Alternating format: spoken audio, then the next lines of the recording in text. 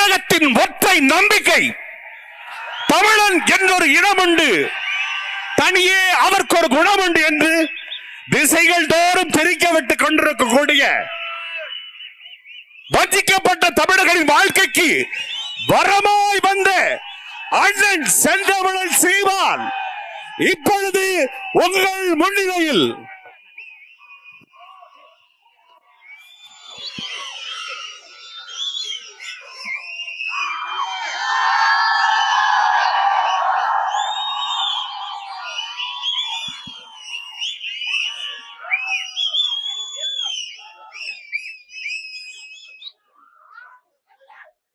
சரியா இருக்கா?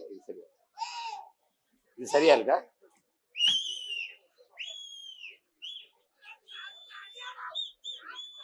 சரியா இருக்கு.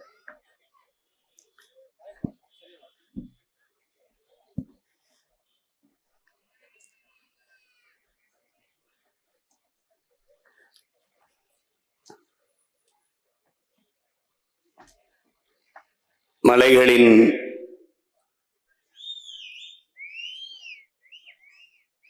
மாநாட்டிற்கு வந்திருக்கிற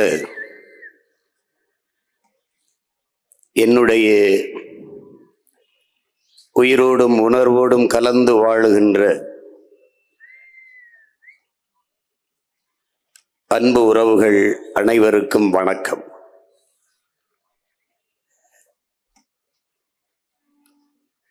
உடல் மண்ணுக்கு, உயிர் தமிழுக்கு என்ற முழக்கத்தை முன்வைத்த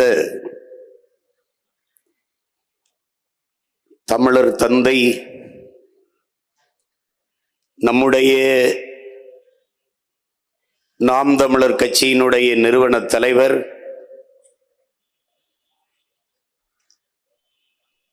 ஐயா சீபா ஆதித்தனார் அவர்களுடைய பிறந்த நாள் இன்று.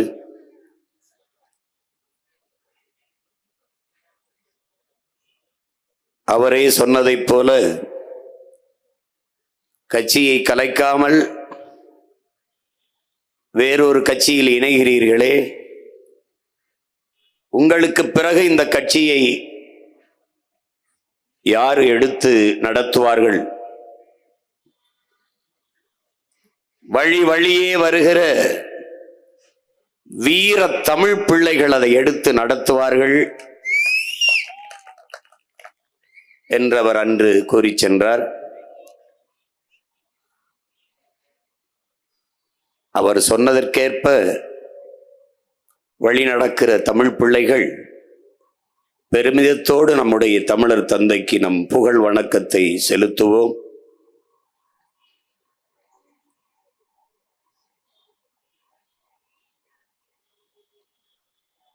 நம்முடைய அன்பிற்கினிய தம்பி விஜய் அவர்கள்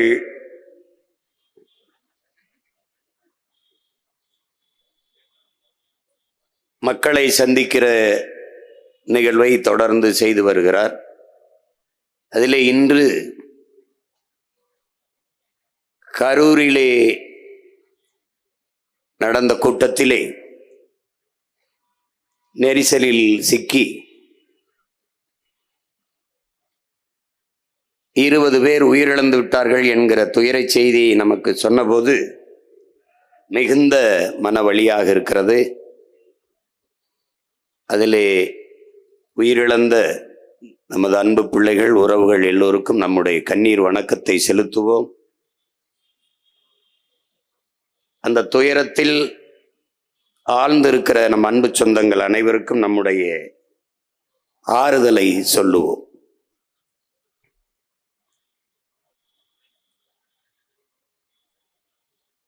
வரலாற்றில் ஒரு பெருமைமிக்க, மிக பெரும் சிறப்புமிக்க இனத்தின் பிள்ளைகள் நாம். உலகில் பல்வேறு மன்னர்கள்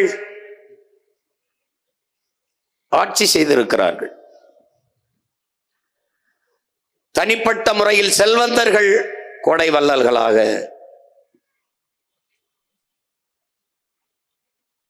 இருந்திருக்கிறார்கள், வாழ்ந்திருக்கிறார்கள். ஆனால்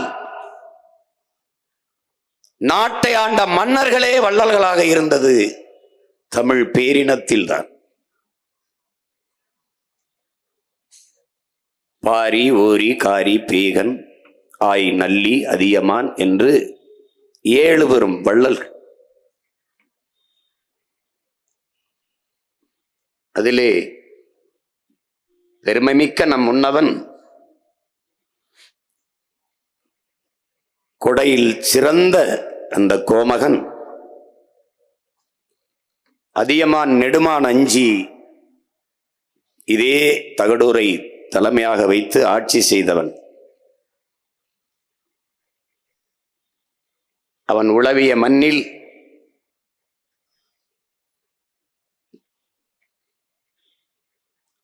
அவன் பாதுகாத்து வைத்த மலைகளை அவன் பேர பிள்ளைகள் இன்று பாதுகாப்பதற்காக மலைகளின் மாநாட்டை நடத்தி கொண்டிருக்கிறோம்.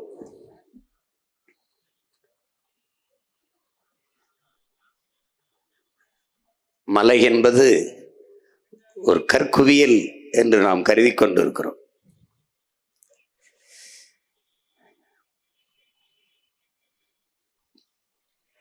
பல லட்சக்கணக்கான உயிர்களின் அது கருவறை.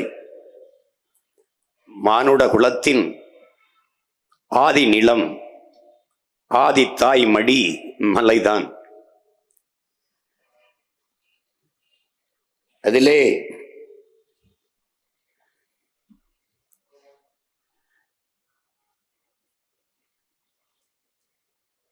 ஐம்பூதங்கள் என்று எல்லோரும் சொல்ல நீங்கள் கேள்விப்பட்டிருப்பீர்கள். அதை தமிழிலே நாம் ஐம்பெரும் ஆற்றல் என்று சொல்லுகிறோம். நிலம், தீ, நீர், வழி, விசும்பு இவை ஐந்தும் கலந்த மயக்கமே உலகம் என்று தொல்காப்பியம் பாடுகிறது. தொல்காப்பியம் நமக்கு கற்பித்திருக்கிறது. அப்ப நிலம், நீர், தீ, வழி, வெளி இந்த ஐந்தும் தான் உலக உயிர்களின் தொடக்கம். அதற்குள்ளேதான் எல்லா உயிர்களும் அடக்கம். மனிதர்கள் மட்டுமல்ல, இந்த 5 ஆற்றல்கள் இன்றி உலகில் எவ்வுயிரும் இல்லை என்பதை என்னரும் சொந்தங்கள் தெரிந்து கொள்ள வேண்டும்.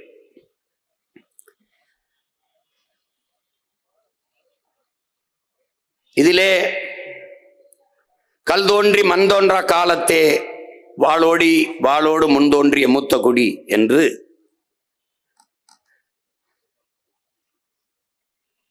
பாடுகிற போது நம்மை தமிழர்கள் வீண் பெருமை பேசுவார்கள். மண் தோன்றவில்லையாம், கல் தோன்றிவிட்டதாம், அதிலே இவர்கள் தோன்றிவிட்டார்களாம் என்று கேலி பேசுவார்கள். கல் தோன்றிவிட்டது, மலை தோன்றிவிட்டது, முதல் நிலம் தோன்றிவிட்டது.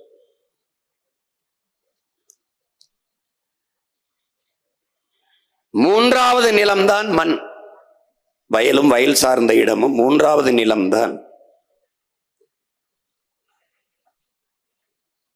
அந்த மண் தோன்றுவதற்கு முன்பே மலை தோன்றிவிட்டது. அந்த மலையில் தமிழன் வாழத் தொடங்கிவிட்டானதான் ஆதிக்குடி. அங்கு வாழ்ந்தவர்கள் குன்றவர்கள் என்று அழைக்கப்பட்டார்கள். உச்சரிப்பிலே இன் குன்றி குறவர்கள் என்று அழைக்கப்பட்டார்கள். அவன்தான் குறவர் குடிதான் ஆதி தாய்க்குடி மானுட குலத்தி. அந்த குடியில் இருந்துதான் இவ்வளவு குடிகளாக நாம் துளிர்த்து தழைத்து வாழ்ந்து வருகிறோம்.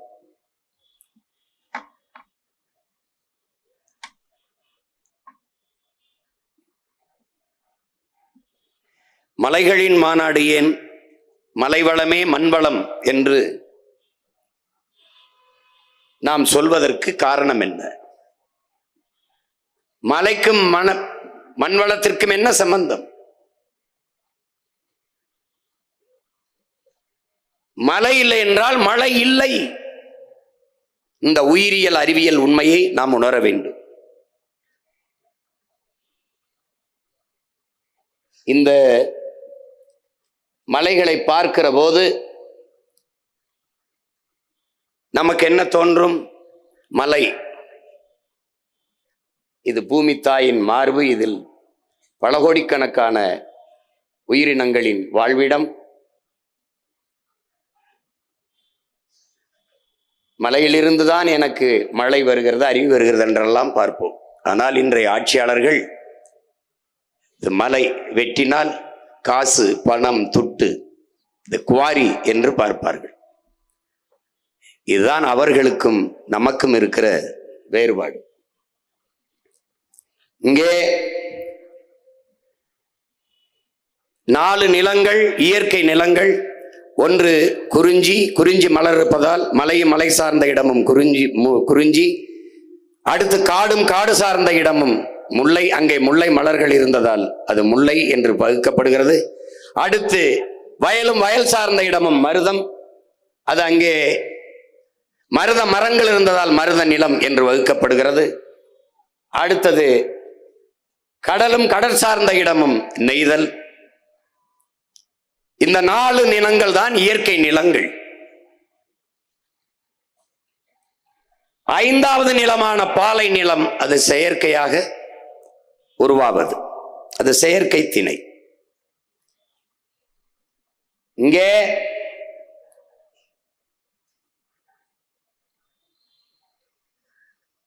இந்த 4 நிலங்களை தாண்டி இன்னொரு நிலம் பாலைவனம். அந்த நிலம் முல்லையும் குறிஞ்சியும் முறைமையில் திரியின் நல் இயல்பிழந்து நிலம் நடுக்குற்று பாலையனும் படிமம் கொள்ளும் என்று நம்முடைய மூதாதை இளங்கோவடிகள் பாடுகிறார். இங்கே கவனியுங்கள், ஒரு நாட்டினுடைய எதிர்காலம் என்பது அந்த நாட்டின் வகுப்பறையில் தீர்மானிக்கப்படுகிறது.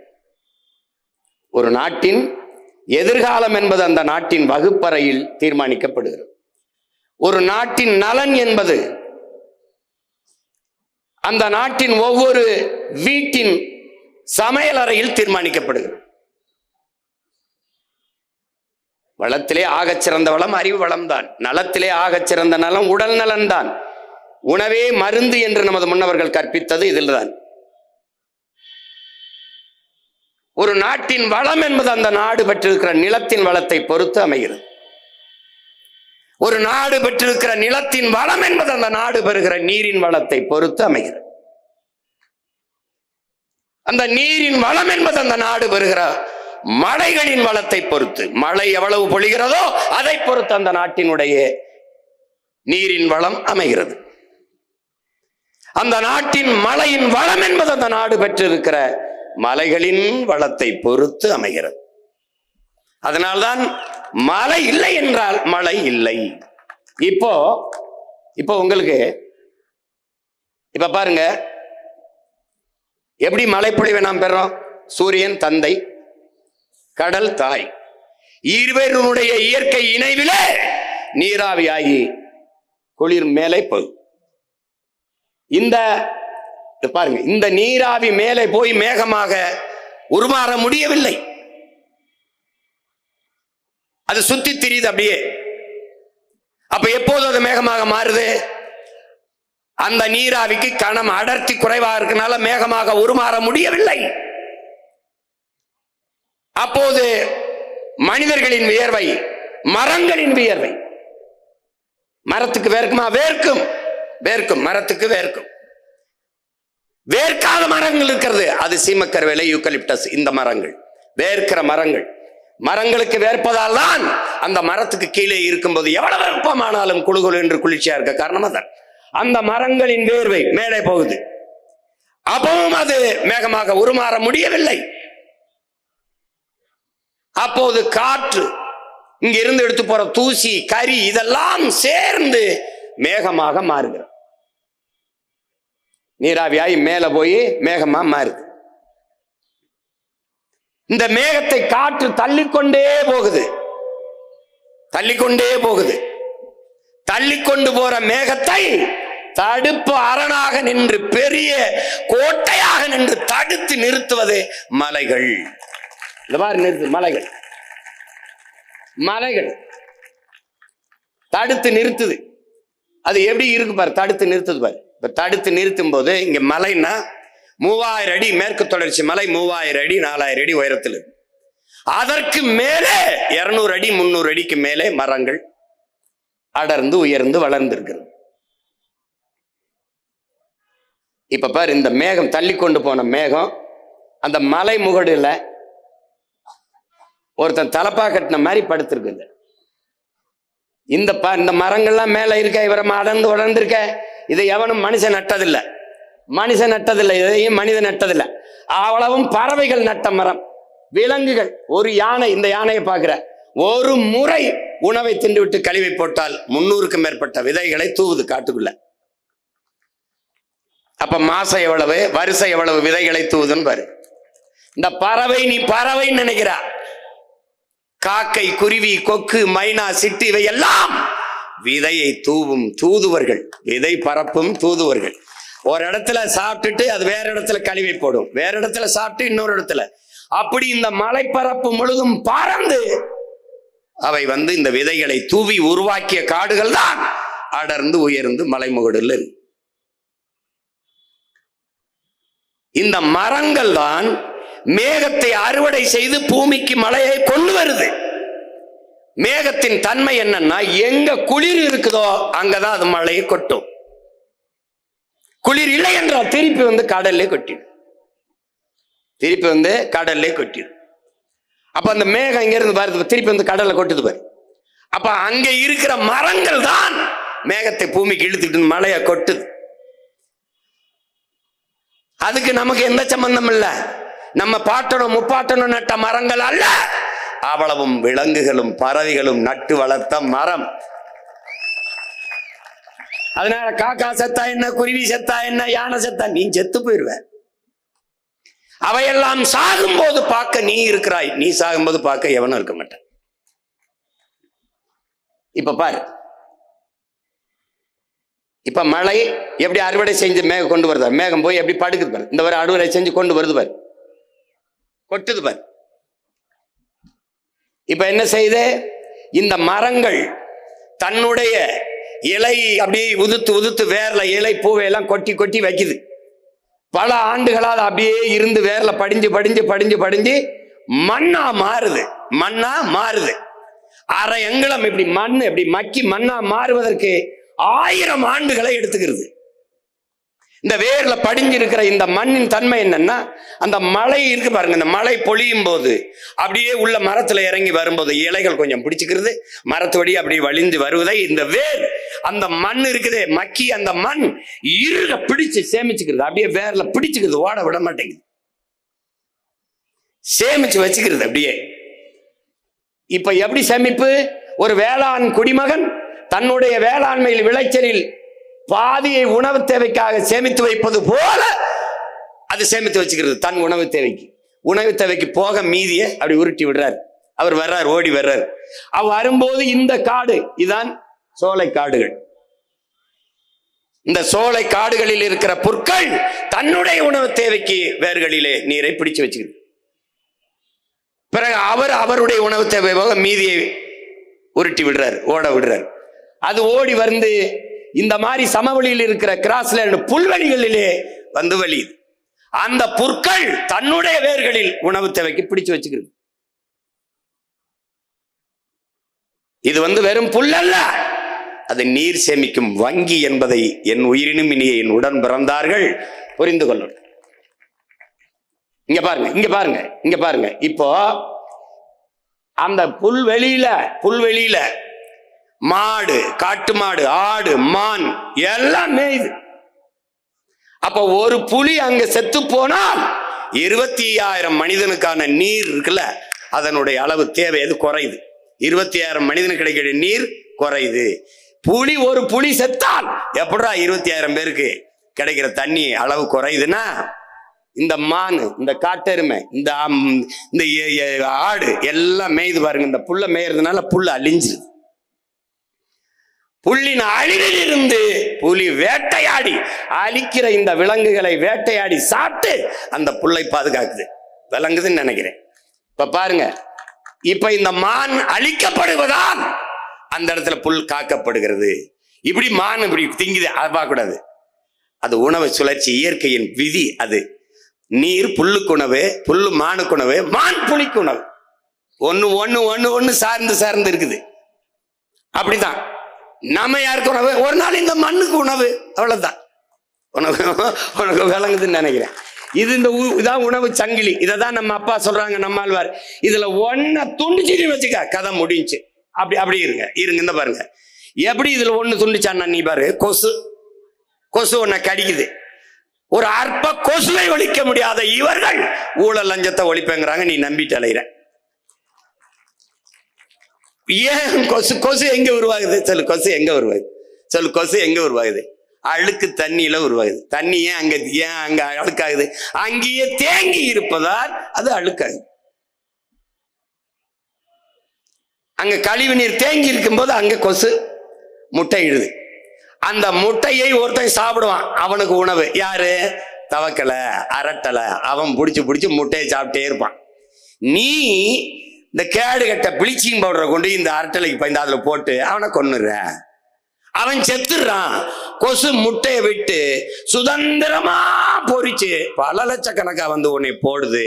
அது டெங்குங்குது. அப்புறம் ஊதுறான் சங்கு. அதை நீ போய் சேர்ந்துடுற. இதான் நடந்தது. டெங்குன்னு ஒரு போடு, அதுக்கப்புறம் சங்கு தான் உனக்கு. இப்ப கொசு உற்பத்தியை தடுக்க முடியவில்லை. காரணம், நீ அந்த உணவு சங்கிலிய வெட்டின. தவளைய கொன்ன, அது உணவு போயிரு. எலிய கொன்ன, பாம்பு வந்து. இப்ப பாம்பு சத்து, கருடன் எல்லாம் அந்த அதுகளுக்கு உணவு இல்லை. ஒன்னு சார்ந்திருக்கு. எலி என்ன செய்யும்? பாம்பு என்ன செய்யும்? இந்த பூச்சி இலை இதை புறம் திங்குது பாரு. நம்ம பூச்சி செடியை வெட்டி திங்குதுல பயிர, அதை புறம் எலி சாப்பிடும், அந்த பாம்பு சாப்பிடும். நீ அதை கொன்னவன அது பிரச்சனை. இங்க இருக்கிற ஒன்னு சார்ந்து, இதான் உணவு சங்கிலி.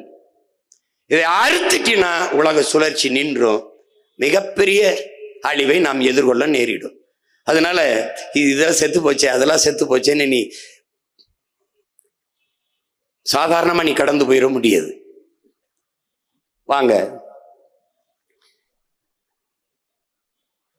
இப்ப ஒரு புலியின் மரணம் 20,000 மானுடனுக்கான நீரை அது குறைக்குது. 20,000 ஒரு மனிதன் கிடைக்கிற நீர் வந்து பாதிக்கப்படுதுங்கிறான்.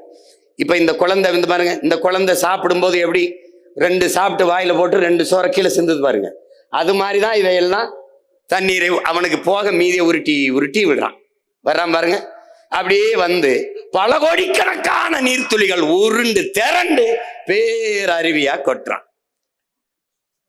இங்க பாருங்க, அப்படியே பாருங்க. இதுல என்னன்னா, ஒரே நாள்ல அந்த மலை வந்து அங்க மேல இருந்து ஓடி வந்து போயிரும் அது.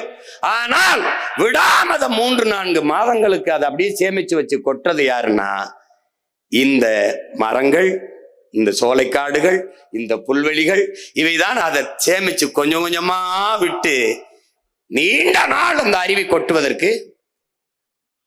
இதுல ஒருத்த வேலை இல்லை, ஒவ்வொருத்தனும் நமக்காக அங்கிருந்து உழைச்சிக்கிட்டு இருக்கான்னு நீங்க கவனத்துல வச்சுக்கணும். இப்ப நீ பாக்குற, இங்க இருந்து பார்க்கும்போது மச்சான் அப்படியே எண்ணெயை தேய்ச்சி அப்படியே குளிச்சுட்டு அப்படியே அருவின்னு வர்ற. அவன் பாரு, அவன் அங்க பாரு யாருன்னு பாரு. உன்னுடைய தாய், நம் தாயின் மார்பிலிருந்து நமக்கு பால். பூமி தாயின் மலை மார்பிலிருந்து உலக உயிர்களுக்கு பால். நம் தாய் ஊட்டிய பாலில், நம் தாயின் மாரில் நாம் மட்டும்தான் பால் உண்டோம். ஆனால் பூமி தாயின் மலை மார்பில் உலக உயிர்களுக்கெல்லாம் பால் ஊட்டிய தாய் அவதான். வாங்க, இப்ப இதுல என்ன நீங்க கவனிக்கணும், நம்ம கண்மாயை நம்ம வெட்டினோம், ஏரியை நம்ம வெட்டினோம், குளத்தை நம்ம வெட்டினோம், தாங்களை நம்ம வெட்டினோம், ஏந்தலை நம்ம வெட்டினோம், எல்லாம் அந்த பாரு எல்லாம் போயிடுச்சு. ஆனால் ஆறை நம்ம உருவாக்கல. ஆறை உருவாக்குது மனிதன் அல்ல, கிணறை உருவாக்கணும். எல்லாவற்றையும் நாம் உருவாக்கினோம் மனிதன். ஆனால் ஆறை உருவாக்கியது அருவி. அது எந்த பக்கத்துக்கு வசதியா இருக்கோ அதுவே பாதை கண்டு ஓடும். ஆத்துக்கு பாதை கண்டு யாரு தந்தது, தானாக பாதை கண்டு நடக்குது. காற்றுக்கு பாட்டு சொல்லி யாரு தந்தது, தானாக பாட்டு ஒண்ணு படிக்குது. அது மாதிரி தானாக பாதை கண்டு ஓடியது ஆறு.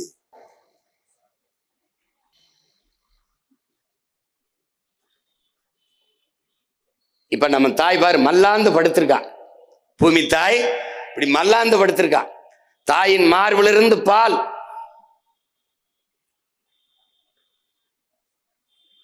அதை போல பூமி தாயின் மலை மார்பிலிருந்து எல்லா உயிர்களுக்கும் பால்.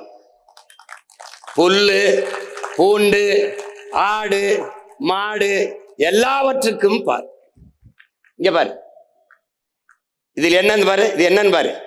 அப்படி ஓடி வரும்போது, அருவி வேகமாக வரும்போது பெரும் சிறு பாறைகளை உருட்டி கொண்டு ஓடி வருது. அதுல ஒன்னோடு ஒண்ணு உரசி நொறுங்குது. சிறு சிறு துகள்களாக நொறுங்கி ஆற்றின் மேலே மணலாக படியுது.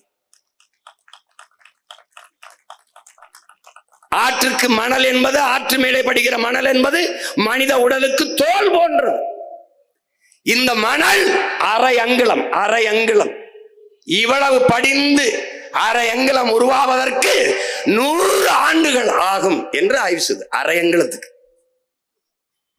இப்ப பாரு, இந்த மணலின் சிறப்பு என்ன? உலகத்தின் தலை சிறந்த நீர் வடிகட்டி மணல். உலகின் தலை சிறந்த நீர் தேக்கி மணல் தான். இப்ப கோடை காலத்துல கூட அது என்ன, ஆத்துல போய் பார்த்தீங்கன்னா கொஞ்சோண்டு அப்படி தோண்டினா தண்ணி வந்துடும். என்ன தேக்கி வச்சுக்கிறான். அப்ப சிறந்த நீர் கட்டி அதுக்கு சான்ற பாரு. நீர் வடிகட்டி கடல்ல நீ பாரு, கடல்ல உப்பு கரிக்கும். தண்ணி எடுத்து குடிச்சின்னா உப்பு கரிக்கும். கடல்ல இந்த தண்ணி எடுத்து குடிக்க முடியுமா? உப்பு கரிக்கும். ஆனால் 1/2 அடி 2 அடி அப்படி தள்ளி போயிட்டு 2 அடி தள்ளி போயிட்டு இப்படி தோண்டின்னு வச்சுக்க, தண்ணி வரும். எடுத்து குடி, உப்பு கரிக்காது. காரணம் என்ன? அவன் வடிகட்டிடுறான். அவனை மாதிரி சிறந்த நீர் வடிகட்டி உலகத்துல கிடையாது. இப்ப நீ என்ன பண்ணிடுற? இந்த பாரு, அந்த மணலை நீ அள்ளி என்ன பண்ற? விற்க ஆரம்பிச்சிட்ட.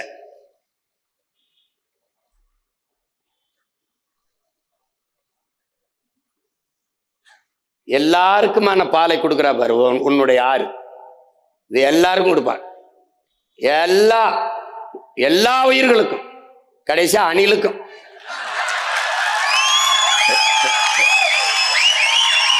அணிலுக்கும் கொடுக்குறான். ஆனா அணிலுக்கு இது தெரியாது. அப்ப யாருக்கு தெரியும்? புலிகளுக்கு தான் தெரியும்.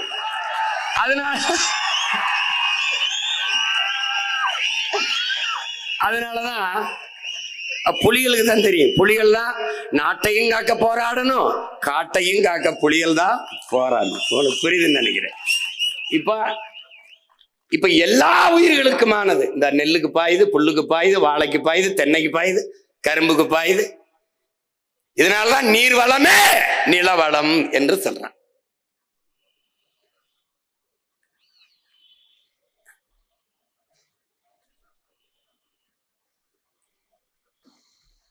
வள்ளுவ பெருமகனார் இது என்ன சொல்றாரு? மணி நீரும் மண்ணும் மலையும் அணிலர் காடும் உடையது அறைங்கிறார். அவரே விசிம்பின் துளி விழி நல்லார் பசும்புல் தலை காண்பது அரிதுங்கிறாரு. ஒரு துளி மழை துளி ஒரு விண்ணிலிருந்து விழலை அப்படின்னா, ஒரு துளி விழலைன்னா பசும்புல் கூட முளைக்காதுன்ற. அப்ப என்ன நீங்க புரிஞ்சுக்கணும்? அந்த நீரின் அருமையை நீரின்றி அமையாது உலகன்னு பண்ணது அவர் தான். ஆனா நீ என்ன புரிஞ்சுக்கணும்? காடின்றி அமையாது நீர் என்பதையும் நீ புரிஞ்சுக்கணும். அதான் ரொம்ப முக்கியம். இப்ப என்னன்னா, இந்த மலைகளை வெடி வச்சு தகர்த்து பாரு. தகர்த்து எப்படி வெட்டிருக்கான் பாரு.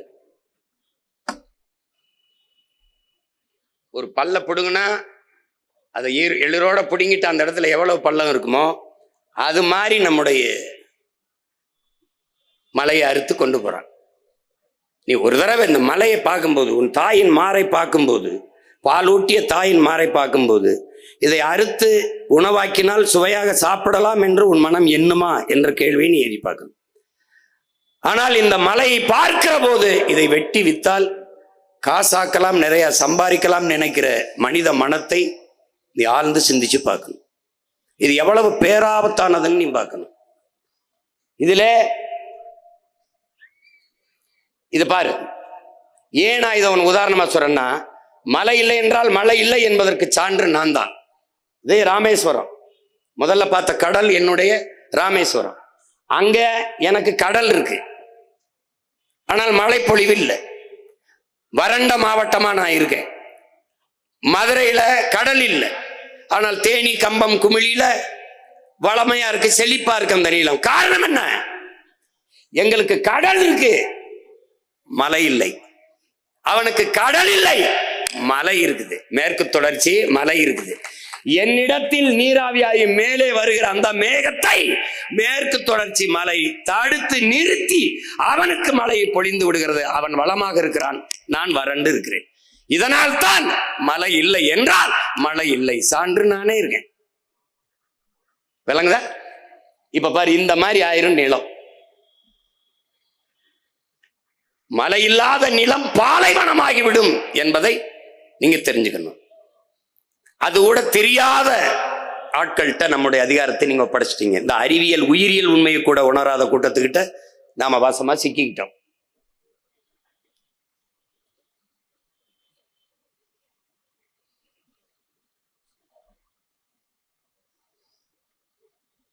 இதுல என்னன்னு பாத்தீங்கன்னா, நம்முடைய முன்னவன் கரிகாலன் இந்த ஓடுகிற நீரை அணை கட்டக்கூடாது, குறுக்க அணை கட்டி தடுக்க கூடாது. அது தடுக்கிறதுனால என்ன ஆயிரும் பாருங்க. இப்ப பாருங்க, இப்ப தடுத்தீங்கன்னா உன்னுடைய ரத்த நாளங்கள் போலதான் பூமி தாய்க்கு நதி. அந்த நதியிலே குறுக்க ஒரு அணையை நீ கட்டிட்டீங்கன்னா உன்னுடைய ரத்த நாளங்களில் ஒரு இடத்துல தடை ஏற்பட்டால் எப்படி அந்த இடம் செயலிழந்து விழுந்து விடுமோ, இயங்காதோ, அதை போல மற்ற இடத்தில் ஆறு மரணித்து விடும். அந்த தேக்கி வைக்கிற இடத்திலே நிறுத்துங்க, தேக்கி வைக்கிற இடத்திலே நீர், நிலத்தடி நீர் உயரும், அந்த இடத்துல இருக்கிற உயிரினங்கள் வாழும். மற்றபடி அந்த நதியை நம்பி இருக்கிற இடங்கள் இது போல வறண்டு போகும், மற்ற உயிரினங்கள் வாழ முடியாது. அந்த இடத்திலே ஆறு மரணித்து விடும். அப்ப என்ன பண்ணும்? தடுக்க கூடாது. அப்ப என்ன பண்ணும்? நீரை ஓட விடணும்.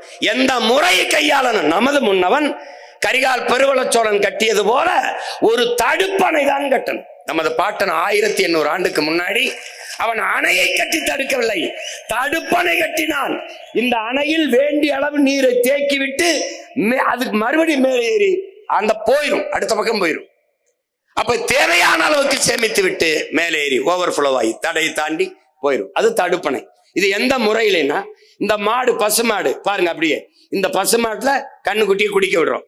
பசு யாருக்கு பால் கறக்குது? கண்ணுக்குட்டிக்கு தான். ஆனால் நமக்கு என்ன கற்பிச்சு வச்சிருக்கான்? காக்கை பாட்டி வடையை திருடி விட்டது, பசு நமக்கு பால் தரும், அப்படிதான் பாடம் நடத்துறான். பசு நமக்கு பால் தரல, அது கண்ணுக்குட்டிக்கு. ஆனா காக்கை செஞ்சது திருட்டு, நீனும் நானும் செஞ்சது திருட்டு இல்லைங்கிறான். எப்படிப்பட்ட திருட்டு போய் பாரு, நீனும் தான் திருடுறா, பசு நமக்கு பால் தரல, திருடுறான். அதுவும் சில மாடு உதஞ்சிரும்னா, வாழை கண்ணில் அடிச்சிரும்னா வாழையும் காலையும் சேர்த்து ஒரு கட்டை போட்டுட்டு கறக்குறோம். இப்ப கண்ணுக்குட்டியை குடிக்க விட்டான், அது கண்ணுக்குட்டிக்கு தான் பால் கறக்குதுன்னு நினைச்சு கறக்கும். நம்ம அதை திரும்பி பார்க்க விடாம முன்னாடி கொஞ்சம் கூலத்தை போடுவோம். இப்ப போடுவாரு பாருங்க, போடுறாரா? இது சாப்பிடும். அது குனிஞ்சு இறைய சாப்பிட்டுக்கும் போது பாலை கறந்துருவார். உனக்கு தேவையானதை எடுத்துக்கிட்டு திருப்பி அதே கண்ணுக்குட்டியை கொஞ்சம் மடுவுல மிச்சம் வச்சு பாலை குடிக்க விடுவார். பாரு, குடிக்க விடுறாரா? இந்த முறையைத்தான் நீ நீர் மேலாண்மையில கையாளணும். எப்படின்னா, கடல்ல இருந்து, தாயிலிருந்து வந்தவர், ஆறு, ஏரி, கண்மாய், கரணை, தாங்கல், ஏந்தல், ஊரணி, குளம், குட்டை, இப்படி நமது பண்டை தமிழ் முன்னவர்கள் நீர் மேலாண்மையை கடைபிடிச்சிருக்கான். இது போல ஆறுல இருந்து வர்றதை, அந்த நீரை ஒரு ஏரிய வெட்டி, இப்ப ஏர்போர்ட் கட்டுறான்ல 5000 ஏக்கர், என் மக்கள் தர மாட்டேங்கிறான். அதே 5000 ஏக்கர்ல அவன் மகன் நான் ஏரி வெட்டுறேன்னா கொடுத்துருவான். 5000 ஏக்கர்ல ஒரு 500 ஏக்கர்ல ஏரிய வெட்டி நீரை தேக்கினால் அந்த 5000 ஏக்கருக்கு பாசனம். இப்ப எங்க பாட்டன் அரசேந்திரன் வீரநாராயண ஏரி வெட்டியிருக்கான், 16 கிலோமீட்டருக்கு வெட்டியிருக்கான். என் ஊர் ராமேஸ்வரத்திலிருந்து தலைமன்னாருக்கு 16 கிலோமீட்டர் தான் கடலின் குறுக்கு வாட்டில். அப்ப 16 கிலோமீட்டர்னு ஒரு சின்ன கடல்.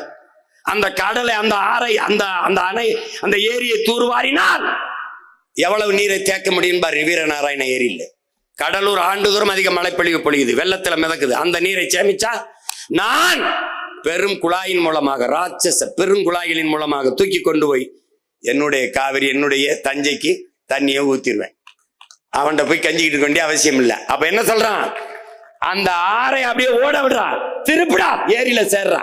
கண்மாய், கரணை, தாங்கல், ஏந்தல், குளம், ஊரணி, குட்டை, இப்படி எல்லாத்திலையும் சேர்த்துக்கடா. தேக்கிட்டு திருப்பி தாயிடமே சேயை சேர விடு. பசுவிடம் எப்படி கண்ணுக்குட்டியை திருப்பி விட்டியோ அப்படி அந்த தாயிடத்திலே நதியை சேர விடு. சேர விடாம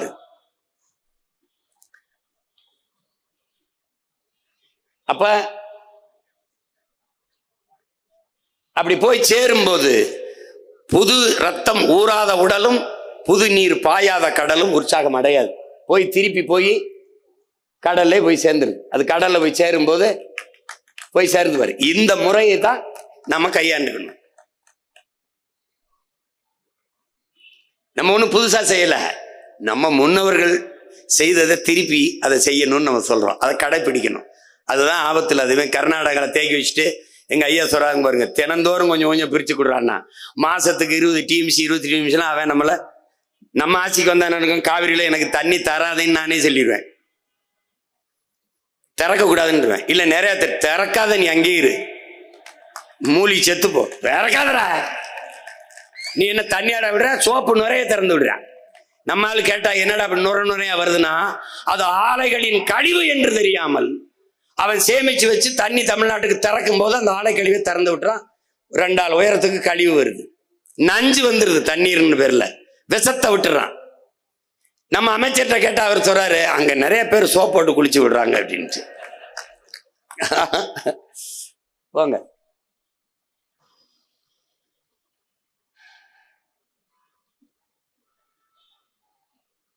இதுல என்னன்னா, இந்த மணலை அள்ளி அப்படி இருங்க, அப்படி இருங்க, இங்க பாருங்க, இந்த மணலை அள்ளி நம்ம கொண்டு போய் விற்கிறான்.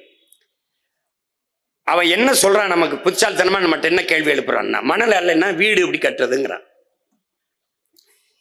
தமிழ்நாட்டு மக்களின் மணல் தேவைக்கு மட்டும்தான் தமிழ்நாட்டு ஆறுகளில் மணல் அள்ளப்பட்டதா அப்படிங்கிற கேள்வி உடனே நமக்கு எழுது. நமது முன்னவர்கள் எத்தனாயிரம் ஆண்டுகளாக இந்த நிலத்தில் நாம் வாழுகிறோம். அப்ப இந்த ஆறுகளில் மண்ணள்ளி தீர்த்தமா? இந்த ஆறுகள் எல்லாம் மண்ணு தீர்ந்து போனதா?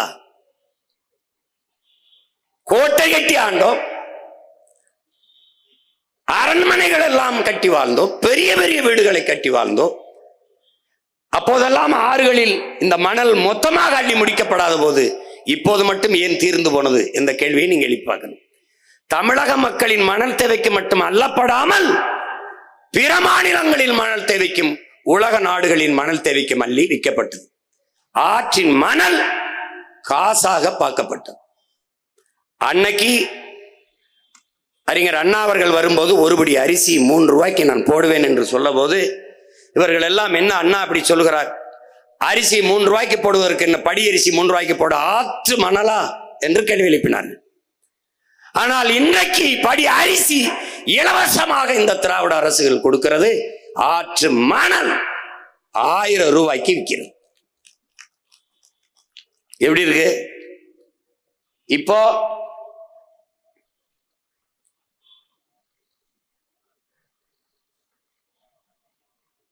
எவ்வளவு நீங்க பாருங்க, ஏரி குளம் வெட்டுங்கடானா ஆத்துக்குள்ள ஏரி குளம் வெட்டிருக்கான் பாருங்க. இந்த பாருங்க, 3 அடி தான் மண் அல்லணுங்கிறது அரசினுடைய சட்டம். 3 அடி தான் அல்லணும்னு. அவன் இரும்பு கை கொண்டு 30 அடிக்கு அள்ளியிருப்பான். 30 அடிக்கு இரும்பு கை கொண்டு பொக்களை நெந்தரம் கொண்டு அள்ளிக்கொண்டே இருப்பான். பாருங்க, வண்டி வண்டியா போகுது பாருங்க, போய்கிட்டே இருக்கு. அவ்வளவும் இதை காசா பார்க்குறான். கொண்டு போய் பிற மாநிலங்களுக்கு, இங்கே பாலாற்று மணல் கிடைக்கும், அங்கே தாமிரபரணி ஆற்று மணல் கிடைக்கும் என்று எல்லா மாநிலங்களும் எழுதி வைக்கப்பட்டு விற்கப்படுது. இதை அள்ளி திண்டது இந்த திராவிட பெருமக்கள் தான். இது ஒரு சனியன், இது ஒரு சனியன். இந்த 2 சனியனையும் சட்டையா தச்சு கொண்டு இப்ப ஒரு சனியன் சனிக்கிழமை வரும். இத சொன்னதுக்கு தான் அண்ணாவை சொல்லிட்டாரு, எம்ஜிஆர் சொல்லிட்டாரு. இந்த 2 சனியனை தான் சொல்றேன். புரியுதா? சனியன்கிறது கூட ஒரு நல்ல வார்த்தையா இருக்குது. இது கொடுஞ்சனியன்கள். இப்ப மணலை அள்ளிவிட்ட பிறகு மனித உடலில் தோலை செதுக்கி விட்டால், எடுத்து விட்டால், வெட்டி எடுத்து விட்டால் எப்படி, அது போல இந்த ஆற்றுக்கு மணல் இந்த பாருங்க எப்படி அல்றான் பாருங்க. இந்த தோலை எடுத்து விட்டால் நோய் தொற்றி வந்து உடனே மனிதன் மரணித்து போவான், இறந்து போவான். அதுபோல என் ஆறும் மணலை எடுத்து விட்ட பிறகு இறந்து போகிறது. ஆறு மரணித்திருது. ஆறு செத்து போகுமா சீமான் நீங்க கேட்கலாம். செத்து போகும். பாரு எப்படி அல்றான் பாரு, செத்து போகும். கழிவு நீர் ஓடுகிற காவாயாக மாற்றி விட்டார்கள். நீங்க பாருங்க, இங்க பாருங்க. இது ஆத்துக்கு இருகரையிலும் இருக்கிற நாணல். மணல் இருந்தால் நடுவில் எதுவும் முளைக்காது, இரு ஓரத்துல நாணல் இருக்கும். மணலை அள்ளிவிட்ட பிறகு மண் வந்துருது. மண் வந்த பிறகு அங்கே மரம் செடி கொடி எல்லாம் முளைச்சிருச்சு. அங்க பாரு எப்படி வந்துருச்சா, மரம் முளைச்சிருக்கு பாரு நடு ஆத்துக்குள்ள. ஏன்னா மணல் அள்ளிட்டான். இங்க பாரு, இங்க பாருங்க. இங்க ஆறு இந்த வண்டியில ஏற்றி போறல, இதுல 2000 லிட்டர் தண்ணீர் போகுதுங்கிறான். ஒரு வண்டியில போற ஈரத்தோட போற மணல்ல 2000 லிட்டர் தண்ணீர் போகுது. இது தண்ணீர் என்று நீ நினைக்காதே என்னுடன் பிறந்தவனே. நம்மை பெற்ற தாயின் கண்ணீர். என்னரும் பிள்ளைகளே, என்னை இப்படி கொண்டு போறானே, பார்த்தும் பார்க்காத மாதிரி இருக்கிறீர்களே, வருங்காலத்தில் தாகத்திற்கு தண்ணி இல்லாமல் நாக்க வறண்டு சாவீர்களே, என்ன செய்வீர்கள் என்று ஏங்கி அழுகிற கண்ணீர் தான் அது. இந்த பாரு, இதை அரசே அது தீர்மானித்த நியமிச்ச அளவுக்கு 3 அடியில அள்ளி வித்திருந்தால் 500 ஆண்டுகளுக்கு இந்த மண்ணின் மக்களின் மணல் தேவைக்கு அது கொடுத்திருக்கலாம். அந்த வருவாயை அரசு தன்னுடைய நிதி தேவையை பெருக்கி, நிதி வளத்தை பெருக்கி மக்களுக்கு பல்வேறு நலத்திட்டங்களை செய்திருக்கலாம். தனியார் முதலாளிகள் கொள்ளையடிப்பதற்கு ஒப்பந்தத்தை கொடுத்து விட்டு கமிஷனை வாங்கிக்கிட்டு நின்ன புரோக்கர் பசங்க கிட்ட நீ நாட்டை கொடுத்துட்ட, வாங்கி தின்ட்டான், மொத்தமா முடிச்சிட்டான். அப்படியே பாரு, இங்க பாரு, இங்க பாரு.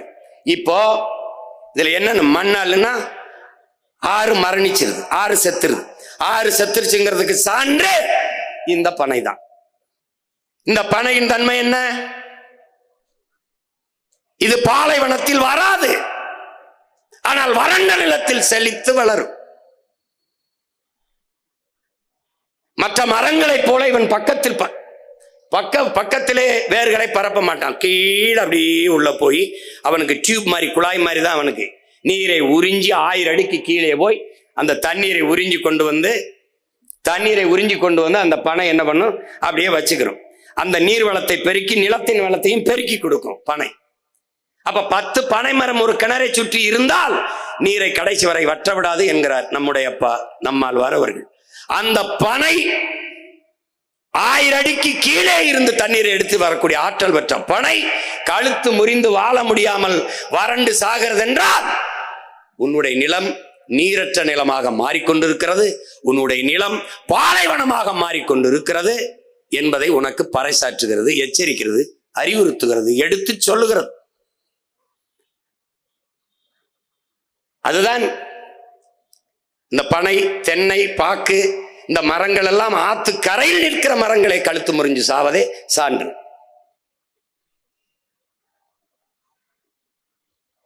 இதெல்லாம் பார்த்துட்டு உனக்கு தூக்கம் வந்துருச்சுன்னா இப்ப என்ன பண்றான்னா 32 ஆறுலையும் மணல் அள்ளி திண்டாச்சு, வித்தாச்சு. இப்ப மணல் தீந்துருச்சு, அதுக்கு மேல ஆத்துல மணல் இல்லை. இப்ப என்ன பண்றன்னு அவனுக்கு தெரியல. இப்ப எம் சாண்டுன்னு மலை மணல்னு ஒரு வார்த்தையை போடுறான். இது எப்படிப்பட்ட அணுகுமுறைனா, எங்கிருந்து ஆறு வந்தது? மலையிலிருந்தா வந்தது. அந்த ஆறு எங்கிருந்து வந்ததோ, அருவி வந்து ஆறு வந்ததோ, அந்த ஆறை கொண்டு வந்த அந்த மலையவே இப்ப என்ன பண்றான், எம் சாண்டுன்னு இருக்கிறான். இந்த ஆறை உயிர்ப்பிக்க முடியும்னா அதுக்கு வாய்ப்பே இல்லை. ஏனால் எங்கிருந்து ஆறு வந்ததோ அந்த ஆறு உருவான கருவறையவே அவன் அறுக்கிறான். எப்படி? பரமசிவன்கிட்ட வர வேண்டி பத்மாசுரன் தவம் இருக்கான். தவம் இருக்கும்போது என்ன வர வேண்டும்னு கேட்கிறான் அவன். இவன் எனக்கு நான் யார் தலையில கை வச்சாலும் அவன் எரிஞ்சு சாம்பலாகணும்ன்றான். இவர் சிவன் தந்தைன்றாரு. நீ கொடுத்த வரம் வேலை செய்தா இல்லையான்னு பார்ப்போம், உன் தலையில கைய வைப்போன்றான். இது எப்படிப்பட்டதுன்னா, எவன் ஆரை தந்தானோ அவனையே அழிக்கிறது. இப்ப பரமசிவன் வரம் தந்தவன் தலையிலேயே கைய வைக்க பத்மாசுரம் ஓடுறான். இப்ப ஆரை தந்தவன் தலையவே அறுக்கிறான். அதான் எம் சாண்ட், மலை மணல். மலையை மணலாக, மலையில் கல்குவாரியாக. ஏன் மணல் குவாரி, ஏன் கல்குவாரி? ஏன்னா வாரி வாரி எடுப்பதால் அது மணல் குவாரி, கல்குவாரி. அதான் அதுக்கு பேரு. ஆச்சு, எல்லாம் தின்ட்டான். உன் தாயின் மாறு, இந்த மாறுல நீ பால் குடிக்கிற, இந்த மாறை அறுத்து ரத்தம் குடிப்பது எப்படிப்பட்ட கொடுஞ்செயலோ அப்படிப்பட்ட கொடுஞ்செயலை இவர்கள் செய்து கொண்டிருக்கிறார். பால் ஊட்டி வளர்த்த தாயின் மாறை அறுத்த படுபாதகர்கள் இவர்கள். பாரு எப்படி வெற்றிருக்காங்க. இது பரவாயில்ல, சில மலைகள் இப்படி முன்னாடி பார்க்கும்போது மலை இருக்கும், பின்னாடி போனீங்கன்னா முதுகு அப்படியே வெட்டி எடுத்திருப்பான், பின்னாடி மலை இருக்காது. பாரு, இதெல்லாம் நாங்க காட்டுறது கொஞ்சம் தான். கன்னியாகுமரி, தேனி, தென்காசி, திருநெல்வேலி, கோயம்புத்தூர், ஈரோடு, கரூர், எல்லா இடத்துலயும் மழை இல்லை. பார்த்துக்க, உன் தாயின் மாற அறுத்து ஏற்றி போயிட்டு இருக்கான். அவனுக்கு அதை பத்தி கவலை இல்லை. அவன் பணம் இருந்தா வாழ்ந்துடலான்னு நினைக்கிறான்.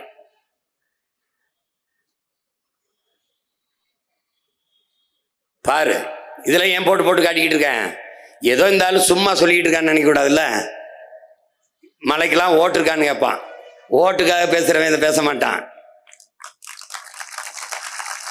என் தம்பி பாலமல்லீஸ்வரர் மாதிரி நாட்டுக்காக நிக்கிற பிள்ளைகள் தான் இதை நாங்க பேசுவோம். நீ போட்டா போடு, போலைன்னா போ. நீ நோட்டாவுக்கு போடு, இல்லை எவனுக்கோ போடு, எனக்கு அதை பத்தி பிரச்சனை கிடையாது. நாடு மக்களும் நல்லா இருக்குன்னா என்ன என் நாடு தேடு போடு, அவ்வளவுதான். ஒரு வழி இல்லை, போங்க.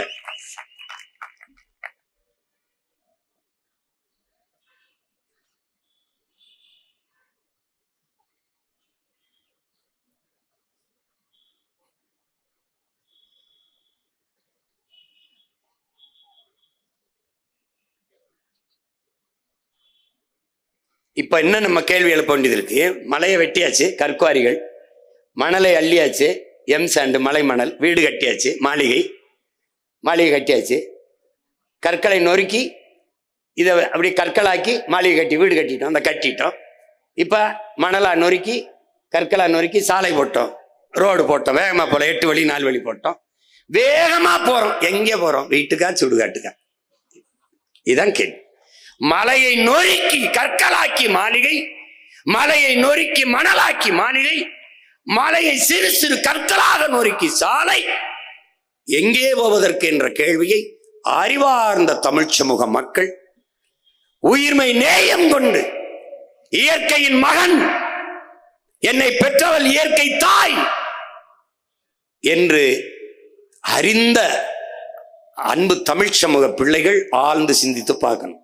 இப்ப எங்க போகுது? உன் தாயின் மாறு எங்க பாரு, தெருவில் குமிச்சு வச்சிருக்கான் பாரு, எம் சாண்ட் மலை மணல். இது பாத்துக்க.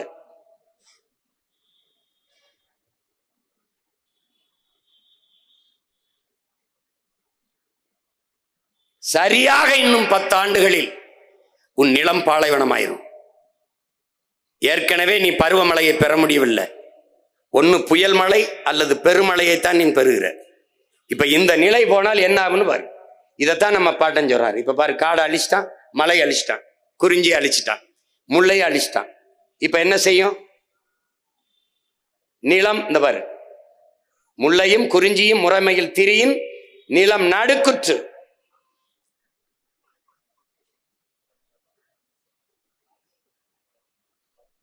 போங்க.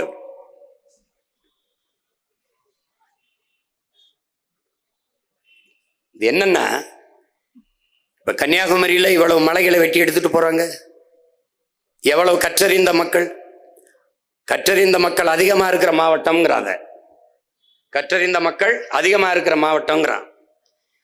யாராவது ஒருவன் நீ சொல்லு, இந்த மலையை அரை அங்குலம் உன்னோட அதிகாரத்தால் வளர்த்து காட்ட முடியுமா?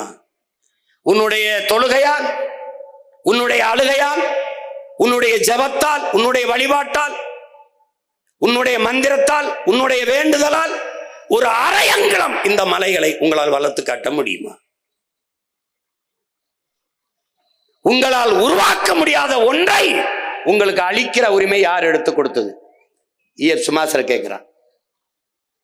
வளங்களை சுரண்டி கொழுப்பதை வளர்ச்சி என்று உங்களுக்கு கற்பித்தது யார்?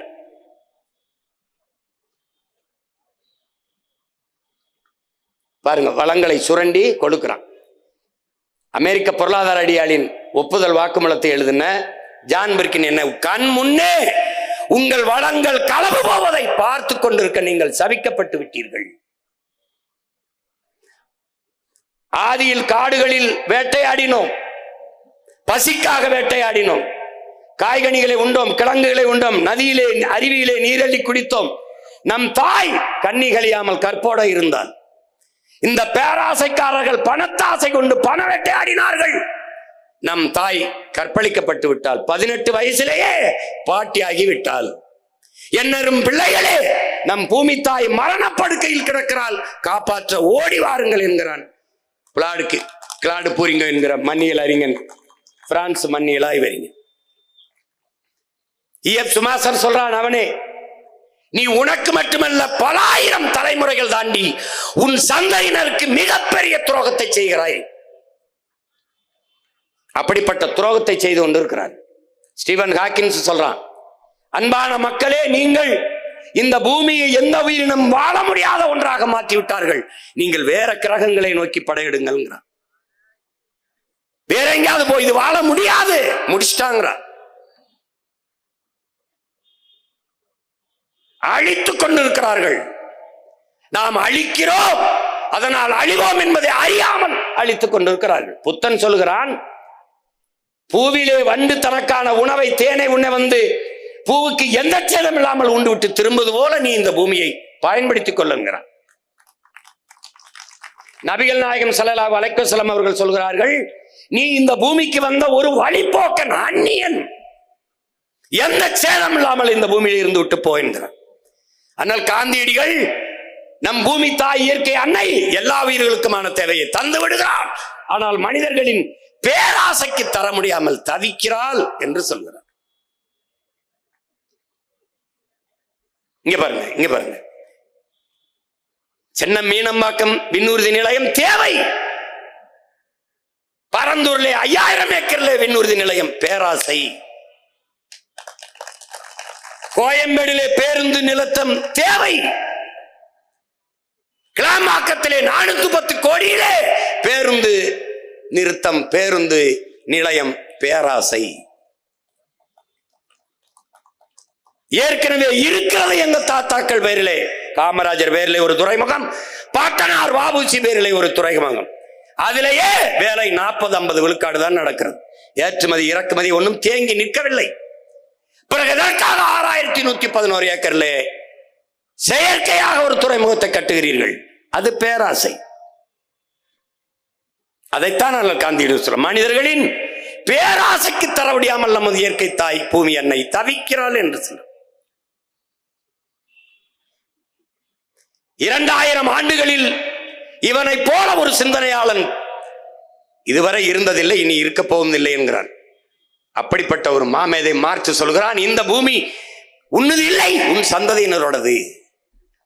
ஒரு அரசிற்கோ ஒரு சமூகத்திற்கோ உடையது அல்ல, உன் பிள்ளைகளோடது. அப்ப நீ இந்த பூமியை பத்திரமாக இருக்கிற வளத்தை செழுமைப்படுத்தி வளமைப்படுத்தி கொடுத்து விட்டு போக வேண்டும் என்கிறார். அதேதான் உங்கள் உடன் பிறந்தவன் சொல்கிறேன், இது வாடகை வீடு, நீ வாடகைக்கு குடியிருக்கிறாய். அது யாருடையது? உன் பிள்ளைகளுடையது. வீட்டு உரிமையாளர் ஒப்படைக்கும் போது எப்படி பத்திரமாக ஒப்படைப்பாயோ அப்படி உன் பிள்ளைகளிடத்திலே பத்திரமாக ஒப்படைத்து விட்டு இந்த பூமியை நீ செல்லணும்.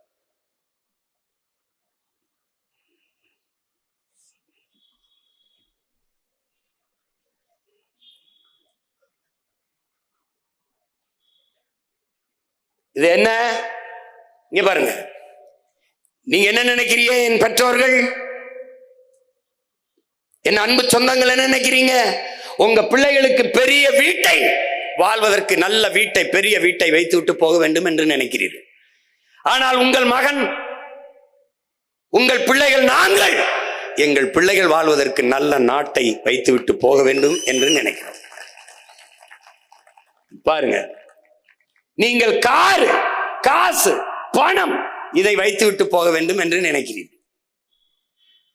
ஆனால் உங்கள் பிள்ளைகள் நாங்கள் அதே என் பிள்ளைகளுக்கு நல்ல காற்றை சுவாசிக்க வைத்துவிட்டு போக வேண்டும் என்று நினைக்கிறோம். என்ன நினைக்கிறீங்க? தங்கத்தை வைத்து விட்டு போக வேண்டும் என்று நினைக்கிறீர்கள் உங்கள் பிள்ளைகளுக்கு. ஆனால் நீங்கள் பெற்ற பிள்ளைகள் நாங்கள் எங்கள் பிள்ளைகளுக்கு குடிக்க நல்ல தண்ணீரை வைத்து விட்டு போக வேண்டும் என்று நினைக்கிறோம். சொத்தை சேர்த்து வைத்துவிட்டு போக வேண்டும் என்று நினைக்கிறீர்கள். நாங்கள் நஞ்சில்லாத சோத்தை வைத்து விட்டு போக வேண்டும் என்று நினைக்கிறோம்.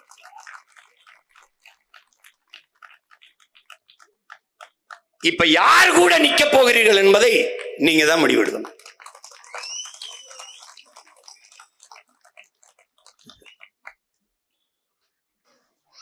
சொல்றான் பாருங்க, இளங்கோவடிகள் எத்தனாயிரம் ஆண்டுகளுக்கு முன்பு நம்ம மூதாதை முல்லையும் குறிஞ்சியும் முறைமையில் திரிந்து நல் இயல்பு அழிந்து நடுங்குயர் உறுத்து பாளையனும் படிமம் கொள்ளும்ங்கிறது. முல்லையும் குறிஞ்சியும் முறைமையில் திரியின் நிலம் நடுக்குற்று நல்லியல்பிலிருந்து பாளையனும் படிமம் கொள்ளும். இப்ப என்ன ஆயிடுச்சு? குறிஞ்சி நிலத்தை வெட்டிட்ட, நீ முல்லை நிலத்தை அழிச்சிட்ட, காட்டையெல்லாம் அழிச்சிட்ட, வெட்டிட்ட, காட்டையெல்லாம் அழிச்சிட்ட. காட்டை அழிச்ச பிறகு இப்ப குறிஞ்சி நிலம் மலையெல்லாம் அழிச்சுக்கிட்டு இருக்க, மலையெல்லாம் வெட்டிட்ட, கல்குவாரி ஆயிடுச்சு. இப்ப இந்த 4 நிலம் தான். இப்ப செயற்கையா ஒரு நிலம் வருது.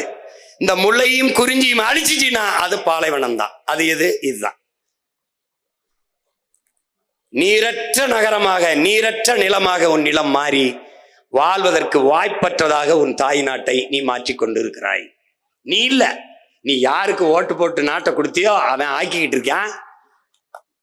நீ என்னத்தை ஆக்கி திங்கிறதுன்னு தெரியாம ஆக்கிக்கிட்டு இருக்க நீ. இப்ப பாரு, இது என்னன்னா, அவன் பாலைவனத்தில் இருக்கான், அரபு நாட்டுல. பாலைவனத்தை சோலைவனமா மாத்துறதுக்கு வேலை செய்யறான் பாரு. எப்படி அவன் பாரு, இந்த பாலைவனத்தை சோலைவனமா மாத்திடுறான் பாரு. அரபு நாடுகள்ல பாலைவனத்தை மாத்திக்கிட்டு இருக்கான் ஒவ்வொருத்தனும். ஆனா நீ என்ன செய்யற? சோலைவனத்தை பாரு பாலைவனமா மாத்திக்கிட்டு இருக்க. எப்படி இருந்த ஒரு நாட்டை எப்படி மாத்திட்டு இருக்க நீ பாரு. எந்த புரிதலும் இல்லாம நீ சாதி மத உணர்ச்சிகளை சிக்கி, சாராயத்துல சிக்கி, கடைசியா திரைக்க வரிச்சல சிக்கி, இப்ப கூட்டத்துல சிக்கி செத்து கிடக்குற. எப்படி கூட்டத்துல சிக்கி செத்துக்கிட்டு இருக்க. இங்க பாரு,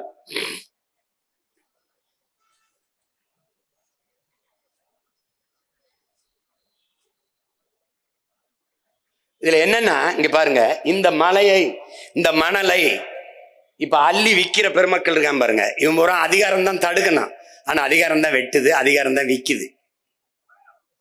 கவனிச்சுக்கிட்டீங்களா? அதிகாரம் தான் விக்குது. ஆனால் இது எவ்வளவு பெரிய திருட்டு, எவ்வளவு பெரிய குற்ற செயல்.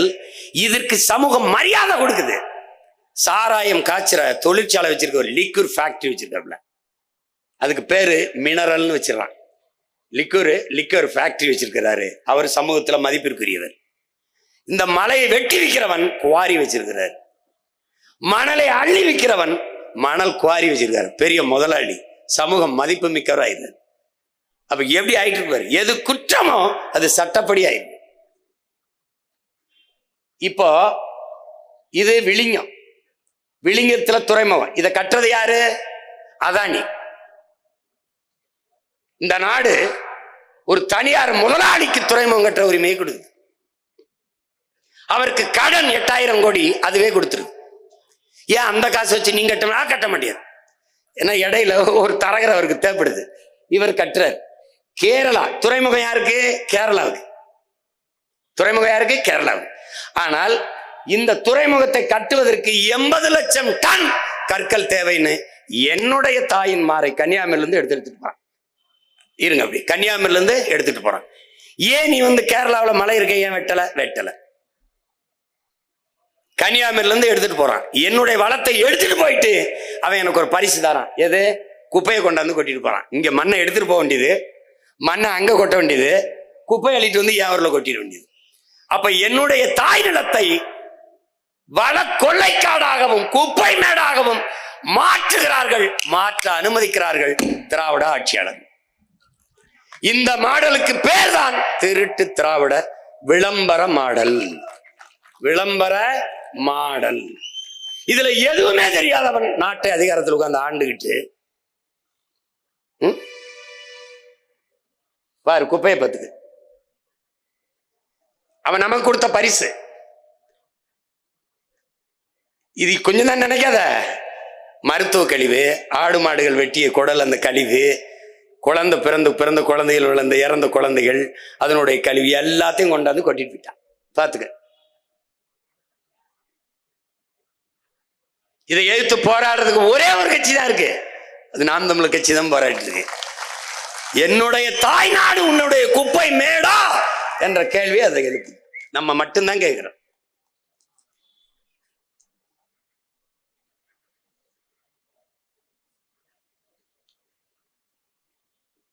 இது முல்லை பெரியாற்று அணை. நமக்கு அணை கட்டினது யாருக்கு? நமக்கு. கட்டியவன் யாரு? நம்முடைய பாட்டனார் சேதுபதி மன்னனுடைய அமைச்சராக இருந்த முத்து இருளப்ப பிள்ளை அவர் குதிரையில போயிட்டு இருக்கும்போது பாக்குறாரு, இங்க நீர் அதிகமா போகுது, இந்த நீரை தடுத்து இது பண்ணா பாசனத்துக்கு பயன்படுத்திட முடியும்னு பாக்குறாப்ல. ஆனா அதை அணை கட்டுறதுக்கு முன்னாடி நம்முடைய ஆட்சி முறிது வெள்ளக்காரன் வந்துடுறான். அப்ப வந்த பிறகு ராமநாதபுரம், சிவகங்கை, மதுரை இந்த பகுதியெல்லாம் வறண்டு இருக்கிறதுனால என்ன பண்றதுன்னு தெரியல. அப்போ கர்னலா வந்த பென்னி குக்குங்கிற ஒரு மாமனிதன் நமக்கு இந்த அணையை கட்டி கொடுக்கலான்னு முடிவெடுக்கிறாப்ல. அப்ப காசு இல்லை அவர்கிட்ட. இந்த திட்டத்தை கொண்டு வெள்ளை அரசிட்டு கொடுக்கும்போது அது ஒத்துக்கிற மாட்டேங்குது, பணம் இல்லைன்றது. இந்த மகான் விடாம இந்த மனிதன், இந்த மானோட நேயம் கொண்ட அந்த மகத்தான மகன் போய் தன் சொந்த ஊர்ல தன்னுடைய சொத்தை பூரா பிரிச்சு விற்கிறாப்ல. கூட பிறந்தவங்க எல்லாம் அதுக்கு ஒத்துக்கல, வித்துறாரு. அப்ப வித்துக்கிட்டு அந்த பணத்தை எடுத்துக்கிட்டு வரும்போது இந்த மாதிரி அணை கட்ட போறேன் அந்த மக்களுக்குன்னு சொல்லும்போது அவருடைய அன்பு மனைவி 300 பவன் தங்கத்தை எடுத்துட்டு வந்து கொடுக்குறாங்க. ஒரு நல்ல புனிதமான காரியத்தை செய்ய போற, அதுக்கு இந்த நகை என்னுடைய தங்கம் பயன்படட்டும்னு அந்த தாயை கொடுக்குறாங்க. அதை கொண்டு வந்து அந்த மகன், நம்முடைய மூதாதைகள், நம்முடைய பெரியப்பன், சித்தப்பன், தாத்தன், பாட்டன் எல்லாம் சேர்ந்து, அது வெறும் செங்கண்ணு சிமெண்டும் இல்ல, நம்முடைய பாட்டனுடைய வேர்வை, ரத்தம், சதை எல்லாம் சேர்த்து நமக்காக கட்டப்பட்ட முல்லை பெரியாற்று அணைதான் அந்த அணை. அந்த எல்லை பிரிப்பிலே நம்முடைய தாத்தா காமராஜ் அவர்கள் இருக்கிற போது, நேரு அவர்கள் பிரதமராக இருக்கும் போது, அவர்கிட்ட உதவியாளர் அந்த கிருஷ்ண மேனன்கிறவரு, இது எப்படியாவது இந்த முல்லை பெரியாற்று அணை, இந்த இடுக்கி மாவட்டத்தை, தேவிகுளம், பீர்மேடு இருக்கிற அந்த பகுதியை தன்னுடைய மாநிலத்துக்கு கொண்டு போகணும்னு நேருகிட்ட பேசிக்கிட்டே இருக்கு. அதை நம்முடைய தாத்தா ஒத்துக்கல. யாரு சொன்னால் காமராஜ் மறுக்க மாட்டார் என்று தெரிஞ்சு நேரு வச்சு சொல்ல வச்சிடறாங்க. அப்ப இந்த இடுக்கி மாவட்டத்தை கொடுக்க கூடாது கேரளாவுக்கு என்று எதிர்த்து சண்டை போட்ட ஒரே ஒருவன் நம்முடைய தாத்தா கண்ணியமிக்க காகிதம் இல்லத்தவர்கள் தான். எடுத்து கொடுத்துறாங்க. நம்ம தாத்தா என்ன பண்றாரு, நேரு பேச்ச தட்ட முடியாம கொடுத்துட்டு, பள்ளமாவது மேடாவது இந்தியாவுக்குள்ளதான் இருக்குது விடுன்னு தரல, அவன் கொண்டு போயிட்டான். இப்ப எல்லை பிரிப்புல இடுக்கி மாவட்டம் அவனுக்கு போனவன, அந்த அணை இருக்கிற இடம் அவனுக்கு ஆயிடுச்சு. இந்த அணையை பாதுகாக்கிற உரிமை தமிழர்களுக்கு இருக்குது. கடைசி அந்த உரிமையையும் கையெழுத்து போட்டு நீங்களே வச்சுக்கணும்னு கொடுத்த பெரியவர் தான் நம்முடைய ஐயா எம்ஜிஆர் அவர்கள். கொடுத்துட்டு வந்துட்டாங்க. இப்ப அணை அவனுக்கு ஆயிடுச்சு. இந்த அணை நீரை நமக்கு தர்றது இல்லை. ஆனால் அதுக்கு கீழே ஒரு சிற்றணைன்னு ஒண்ணு இருக்குது, பேபி டேம். அந்த பேபி டேம் சிற்றணை. அந்த சிற்றணையில் தூர் வாரிக்கொண்டால் நீரை அதிகப்படியாக சேமித்து வைத்து நாங்கள் பயன்படுத்திக்க முடியும்.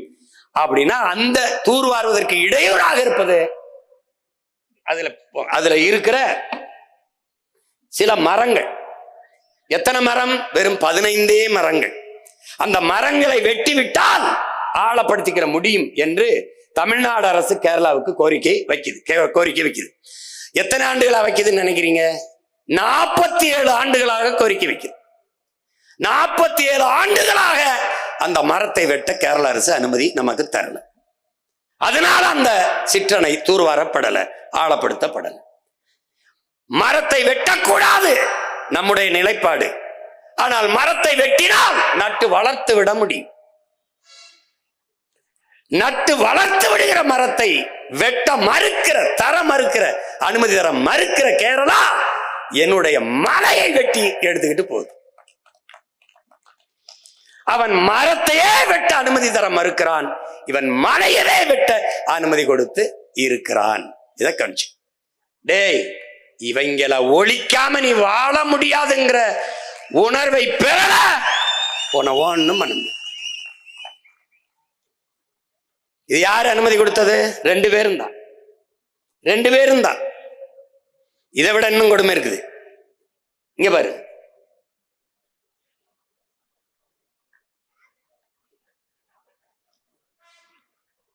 இதான் இப்ப இதுல என்ன வருதுன்னா, இங்க பாரு கொஞ்சம், இதுல என்ன வருதுன்னா, இந்த நம்ம போராடின பிறகு அங்க இருக்கிற மாவட்ட ஆட்சியர் இந்த வளங்களை கனிம வளத்தை கொண்டு போறதுக்கு தடை விதிச்சிடறாப்புல. அப்ப என்ன பண்றான், பினோய்னு ஒருத்தன் அங்க இருக்கிற அந்த ஒரு கன்னியாகுமரிக்கு ஒருத்தன் வந்து மதுரை உயர் நீதிமன்றத்துல வந்து வழக்கு போட்டுறான். அந்த வழக்கு என்ன சொல்லுது பாரு, எப்படி போடுறான்னா, ஏற்கனவே விளிங்கத்துக்கு 80 லட்சம் டன், 80 லட்சம்ங்கிறது சொல்றதானே, அது எத்தனை லட்சம் டன் போச்சுன்னா யாருக்கு தெரியும். இதுல கேரளாவில் மலையை வெட்ட அந்த கனிம வளத்தை எடுக்க தடை இருப்பதால், இதான் ரொம்ப முக்கியமான கவனிக்கப்பட வேண்டிய செய்தி. கேரளாவில் மலைகளை வெட்ட தடை இருப்பதால்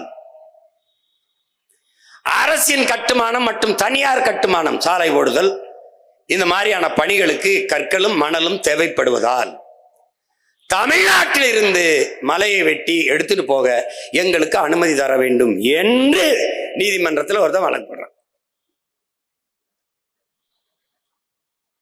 அப்போ அரசு தரப்புல ஒரு வழக்கறிஞர் இருந்திருப்பார்ல, அவர் கேரளாவில் மலையை வெட்ட ஏன் தடை என்று கேட்டிருக்கணுமா இல்லையா? கேட்கல. ஏன் வெட்ட தடை? அங்க நல்ல ஆத்தாளுக்கு அப்பனுக்கும் பிறந்தவன், சோற்றிலை உப்பு போட்டு சாப்பிட்டு சூடு சொரணையோடு வாழ்பவன், மானம் ரோசம் தன்மானம் எல்லாம் கொண்ட மலையாளி ஆள்வதால் பெத்தவனே அவனுக்கு அப்பனாக இருப்பதால் வெட்டாதரா மலையன்ட்டான். இங்கே மத்தவனே நமக்கு ரொம்ப நாளா அப்பனா இருப்பதால் வேட்டிக்கிட்டான். ஏன்னா அறுக்கிறது அவங்க ஆத்தா மாறு இல்ல, எங்க ஆத்தா மாறுனால வெட்டிட்டான். இப்ப பாரு, அந்த நீதிபதி அவர் என்ன கேட்கிறாங்கன்னா, இந்த ஒரு அள்ளி எடுத்துட்டு போன 750 10 சக்கரம் கொண்ட பாரவுந்துல 750 வண்டியில ஒரு லாரியில பாரவுந்துல ஒரு நாளைக்கு நீங்க எடுத்துட்டு போகலாம்ங்கிற அனுமதியை கொடுத்துறாங்க. கற்களை நீங்க எடுத்துட்டு போகலாம் கேரளாவுக்கு. பாத்துக்க, இதெல்லாம் நீ தெரிஞ்சுக்கணும்ல.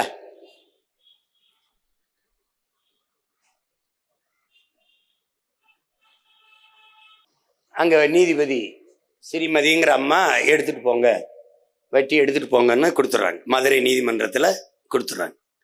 அதுல இதை விட இன்னும் பெருமைக்குரிய செய்தியெல்லாம் இருக்கு. இந்த தருமபுரி கிருஷ்ணகிரியில வந்து நம்ம ஏன் இந்த மாநாடை போடணும்னா, இங்க இருக்கிற இந்த பாரவுந்து ஓட்டுநர்கள், அந்த உரிமையாளர்கள் சங்கத்தின் தலைவர் யுவராஜ் அவர்கள் பேசின ஒரு காணொளி வரும் பாருங்க. அவர் என்ன சொல்றாருன்னு,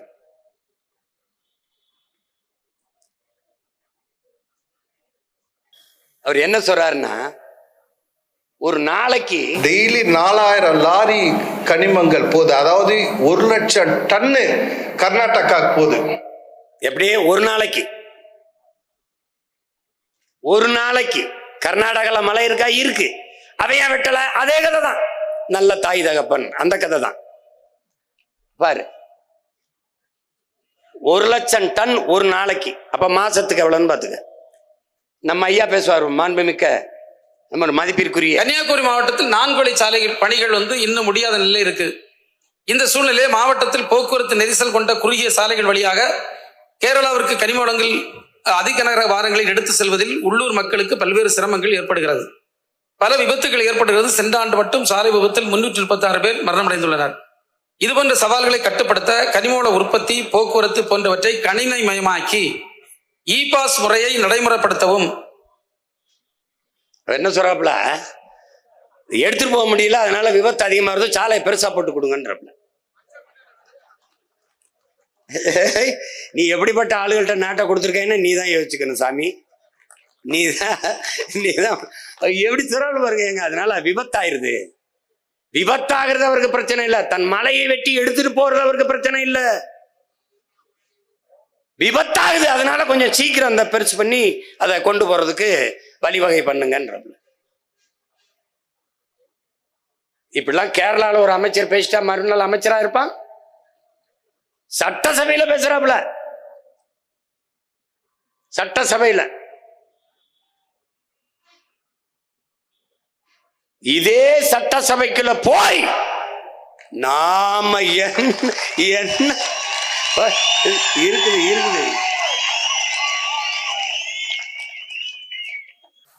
அதுதான் உன்னுடைய இப்ப குன்றிருக்கும் இடமெல்லாம் குமரன் இருக்கிற இடம் என்று நாம் வழிபடுறோம். நம்ம சொல்றது என்ன?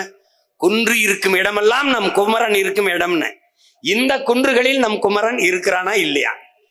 இறைமகன் இயேசு பல்லாயிரக்கணக்கான மலை பிரசங்கங்களை, இறையுரையை பலாயிரக்கணக்கில் மலை மேல நின்று மலை முகடுகளில் இருந்து ஆற்றி இருக்கிறார். அப்ப அந்த மலைகளில் இறைமகன் இயேசு நின்று பேசிய மலைகள் இது இல்லையா? இறைதூதர் ஸல்லல்லாஹு அலைஹி வஸல்லம் நபிகள் நாயகம் அவர்கள் இந்த ஹீரா மலையில் தான், அந்த குகையில் தான் அவர் இறையருளையே பெறுகிறார். ஆனால் அவர் இறையருள் பெற்ற மலை அது இல்லையா? இதான் நம்ம எழுப்புற கேள்வி. அதை எப்படி நீ கண்ணு முன்னாடி வெட்டி எடுத்துட்டு போக விட்டு வேடிக்கை பெற்றிருக்க?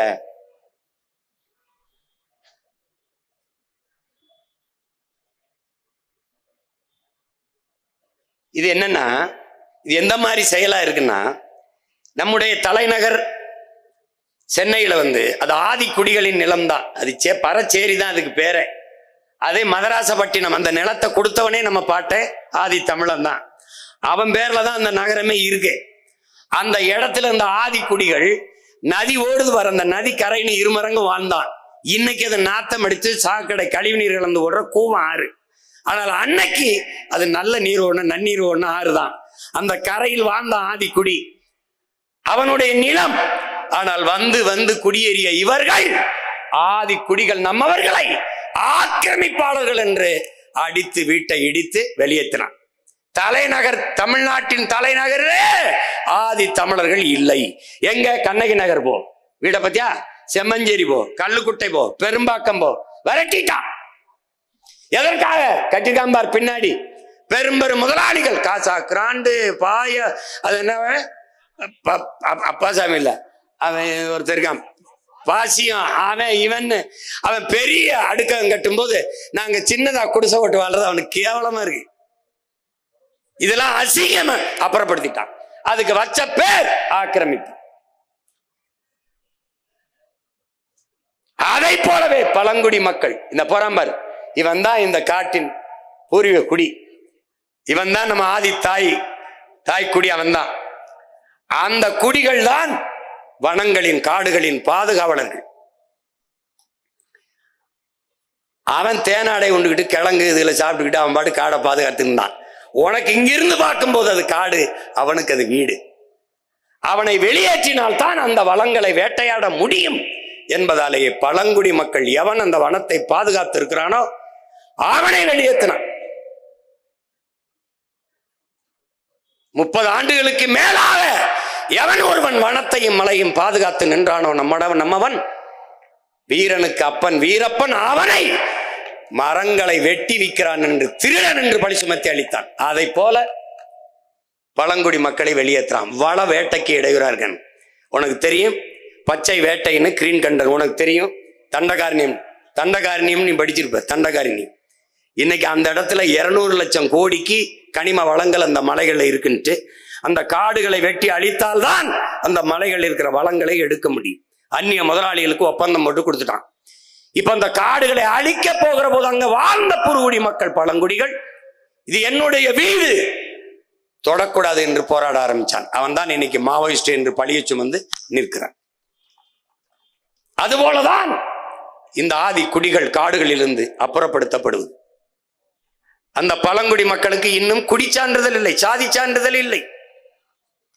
திருவண்ணாமலையில் வாழ்ந்த 3000க்கும் மேற்பட்ட நம் ஆதிக்குடிகள் குறவர் குடிகளுக்கு உங்கள் உடன் பிறந்தவன் உங்கள் மகன் வந்து நின்று போராடி, இந்த எங்க அண்ணன் கேப்டன் துறை இருக்காரு, நாங்க நின்று போராடி 3000 பேருக்கு குடி சான்றிதழ் வாங்கி கொடுத்தோம். எஸ்சி எஸ்டிங்கிறான். எஸ்டிக்கு இருக்கிற அந்த இடப்பகிர்வை அவன் பெற முடியாது. குடும்ப அட்டைக்கு 5 கிலோ அரிசி, ஆனால் குடும்ப அட்டை இருந்தால் தான் வாங்க முடியும். அவனுக்கு குடி சான்றிதழே இல்லாத போது எப்படி போய் அவன் அந்த உரிமையை பெற முடியும்? அப்ப எவ்வளவு தூரம் நம்மளை நசுக்கி ஒடுக்கிய அடக்கி வச்சிருக்கான்னு பாத்துக்க.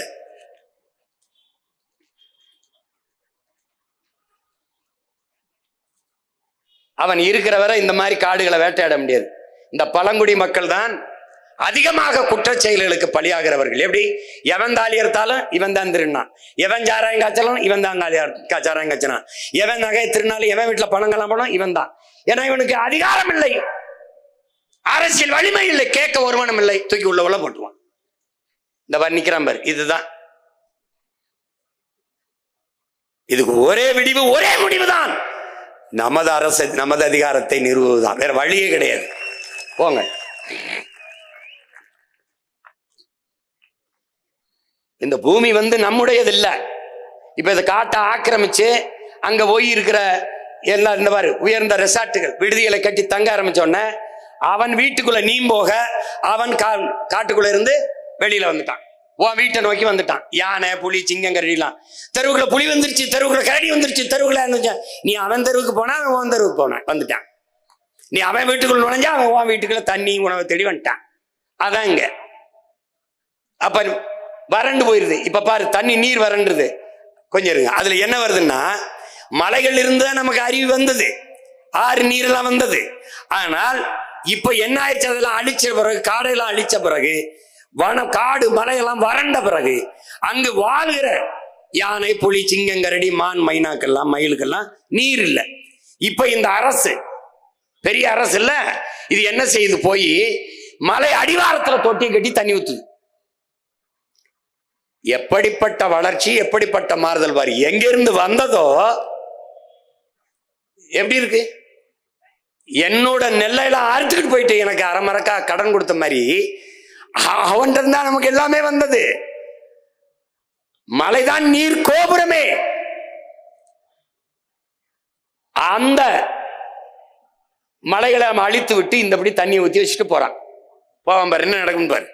இப்ப யானை குடிக்கும். தண்ணி ஊற்றி வச்சுட்டு போன பிறகு யானை இந்த தொட்டியில தண்ணியை குடிச்சிருது. குடிக்கணும் எப்படி? அது குடிக்குது, கொஞ்சம் ஆழம் போயிட்டா கூட தும்பிக்கி இருக்கு, கை வீட்டில் விட்டு குடிச்சிருது.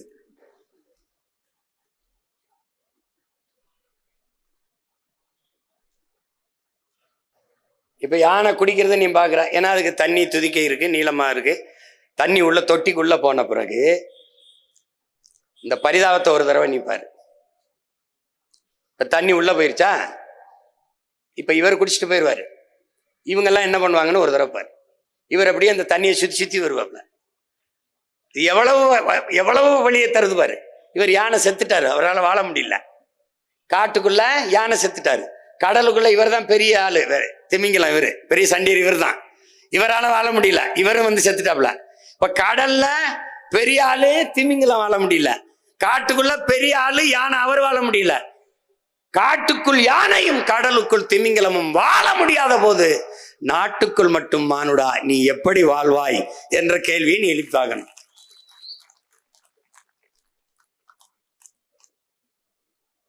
இப்போ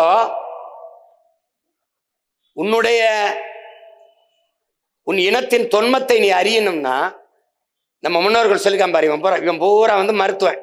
உன் இனத்தின் தொன்மத்தை நீ அறியணும்னா இன்னும் மலைகளில் எண்ணற்ற மூலிகைகள் நிறைந்து வளர்ந்து இருக்கிறது. நீ போய் தேடு. எந்த மூலிகையை சாப்பிட்டால் என்ன நோய் குணமாகும்?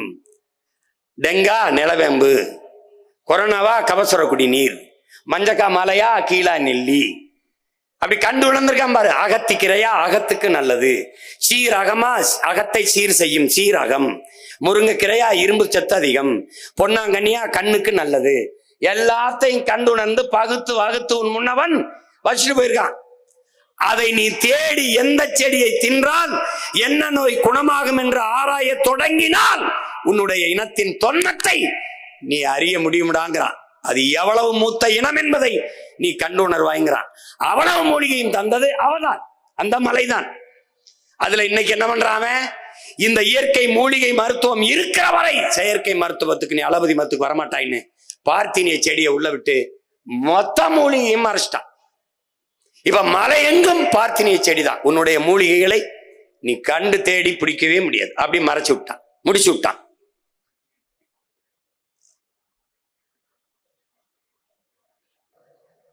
என்ன சொல்ல வருது? இந்த பூமி ஒண்ணுது இல்ல, உனக்கானதுல உனக்கு மட்டுமானது இல்ல. இது பல கோடிக்கணக்கான உயிர்களின் உடைமை, பல கோடிக்கணக்கான உயிர்களின் உடைமை இந்த பூமி.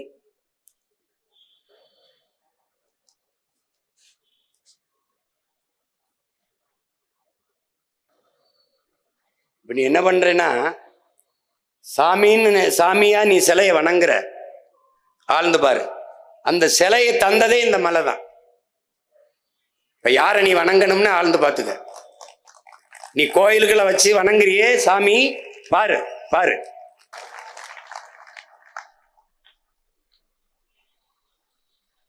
அந்த சாமி சிலையை தந்தது அந்த மலைதான். கோயில் நீ கோட்டை கட்டி ஆண்டவன்னு நினைக்கிற, கோட்டையே அவதான், கோட்டையே அவளாலதான், கோட்டையே அவதான். நீ கோயில் நீ வழிபடுகிற, இந்த கோயிலுக்கு காணிக்கை செலுத்தின கொடையை கொடுத்தங்கிற, கோயிலே அவ கொடுத்த கொடைதான் என்பதை நீ மறந்துடக்கூடாது. அப்படின்னா நீ யாரை வணங்கணும்னு பாத்துக்க.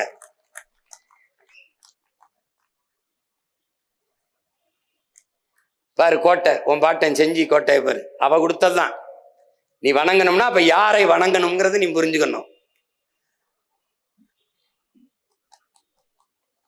இந்த பூமி நமக்கானது மட்டுமல்ல, மானுடனுக்கான மட்டுமல்ல, பல கோடிக்கணக்கான உயிர்களின் உடைமை. இந்த எந்த உயிரினத்தாலும் இந்த பூமிக்கு அழிவில்லை. இந்த மலைக்கோ காடுகளுக்கோ நீருக்கோ அழிவில்லை.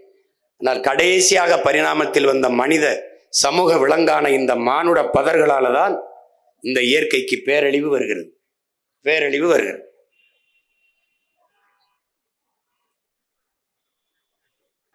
இது மலை என்று நீ நினைக்காத. இது மலை அல்ல, இது மலை அல்ல, இது மலை அல்ல. உன் பூமி தாயின் முளை, அதை பாதுகாக்க உழை. அது இல்லை என்றால் ஏது நமக்கு மழை? நன்றி, வணக்கம்.